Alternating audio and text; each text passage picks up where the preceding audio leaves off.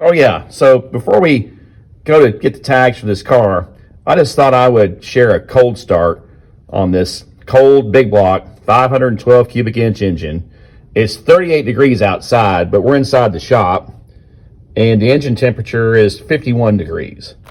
So for all those naysayers, oh, those EFI systems, those snipers, they suck. They're terrible. That uncle guy that's on YouTube, well, let's just see how bad they suck.